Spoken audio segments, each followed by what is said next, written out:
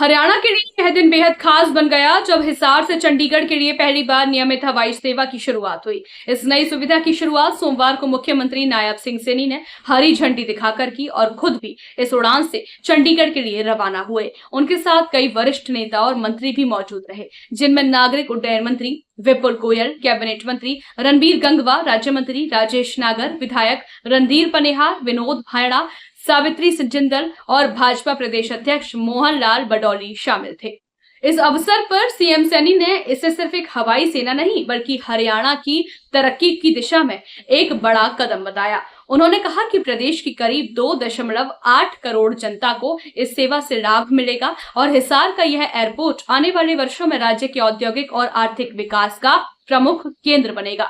उन्होंने जानकारी दी कि यह चंडीगढ़ के लिए हिसार की दूसरी नियमित उड़ान है और जल्द ही जयपुर, जम्मू और अहमदाबाद जैसे शहरों के लिए भी फ्लाइट्स शुरू की जाएंगी। इससे न केवल यात्रा का समय बचेगा बल्कि निवेश और पर्यटन के अवसर भी बढ़ेंगे।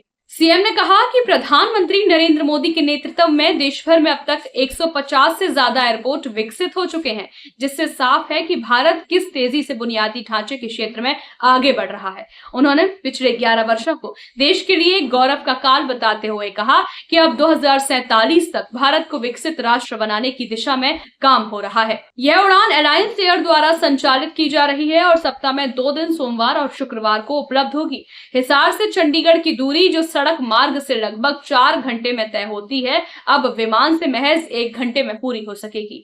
फ्लाइट की वापसी यात्रा में करीब 1 घंटे 10 मिनट का समय लगेगा। टिकट की कीमत फ्लेक्सी मॉडल पर आधारित है और 1449 से 1704 रुपए के बीच रखी गई है। इससे लोगों को रेल या सड़क के मुकाबले ज्यादा तेज, आरामदायक और सुविधाजनक विकल्प मिलेगा। मुख्यमंत्री ने इस मौके पर यह भी बताया कि प्रदेश में मेडिकल एजुकेशन को लेकर काफी सुधार हुआ है। पहले जहां केवल 700 MBBS सीटें थी, अब यह संख्या बढ़कर 2500 हो गई है और लक्ष्य है कि 2029 तक यह बढ़कर 3500 तक पहुंच जाए।